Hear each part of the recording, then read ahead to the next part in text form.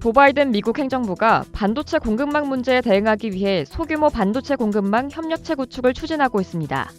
바로 동아시아 반도체 공급망 네트워크, 이른바 치포 동맹입니다. 치포 동맹에 한국과 대만, 일본을 참여시키는 방안을 검토 중이며 첫 회의를 이르면 8월에 개최할 예정입니다. 이에 따라 우리 정부는 선택의 기로에 서게 됐는데요. 현재 회의 참석 여부를 논의 중인 걸로 전해졌습니다. 미국 정부는 반도체 공급망 문제를 국가 안보 사안으로 보고 있습니다. 이번 치포 추진은 특히 코로나19 확산 국면에서 차량용 반도체 공급 부족을 겪은 미국의 위기감이 반영된 걸로 보이는데요. 미국 정부는 일단 각국을 상대로 8월 말까지 국장 또는 과장 등 실무자급 회의 참석을 제안한 걸로 알려졌습니다. 13일 워싱턴 소식통들에 따르면 미국은 최근 외교 채널을 통해 지난 3월 제안했던 치포 동맹 첫 회의를 개최하겠다는 입장과 함께 8월까지 참석 여부를 알려달란 요청을 해왔습니다. 이번 첫 회의에서는 R&D와 반도체 인력 육성, 상호 투자 등이 주된 의제로 반도체 공급망 협력 강화 방안을 비롯해 글로벌 기업이 관심을 갖는 미국 정부의 반도체 보조금 지원 문제 등이 논의될 전망입니다. 현재 일본과 대만은 회의 참석에 긍정적으로 답변한 상태지만 우리 정부는 아직까지 참석 여부를 고심 중입니다.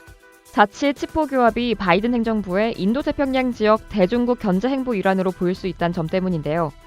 특히 미국과 중국이 최근 더욱 신경전을 벌여온 대만이 치포에 포함된다는 점에서 중국 정부의 반발을 살 여지가 있어 치포 참여 시 중국의 압박 및 보복 가능성을 무시할 수 없을 겁니다. 또 중국에 대한 삼성전자와 SK하이닉스 등의 매출 생산 의존도가 높은데 이런 중국에 대한 우려로 우리 정부가 신중한 입장을 보이는 듯합니다. 하지만 일본과 대만이 참석을 확정한 상태에서 한국이 회의 참석을 거부하긴 어려울 거란 시각이 대체적인데요. 특히 퀄컴, 엔비디아, AMD 등 미국 기업들이 설계한 반도체를 생산하는 우리나라가 독자적으로 움직이는 데는 한계가 있다는 거죠. 나아가 치포에 참석할 경우 일본 정부와 반도체 소재 수출 갈등 등의 상황이 재현됐을 때 다자적으로 협의할 수 있는 채널이 생긴다는 점에서 긍정적인 측면도 있습니다. 한 워싱턴 소식통은 다자적인 무대에서 공급망 병목 현상을 해결하자는 분위기가 생길 수 있다고 설명했습니다. 또 다른 소식통은 이번 치포 추진을 두고 실무급의 비공식 회의를 하자는 것이라며 성격은 반중국보다는 미국의 반도체 공급 확보가 관심사라고 설명했습니다. 치포 채널을 통해 수출 통제 등 직접적인 대중국 견제 행보가 나오리라는 전망과는 거리를 뒀습니다. 이번 채널은 미국 내 생산 등 반도체 생산 협력 강화를 위한 것이지 누굴 배제하기 위한 건 아니란 입장입니다. 하지만 최첨단 반도체의 대중 수출 규제 등 중국을 압박하는 합의물을 만들어낼 가능성도 배제할 순 없는데요.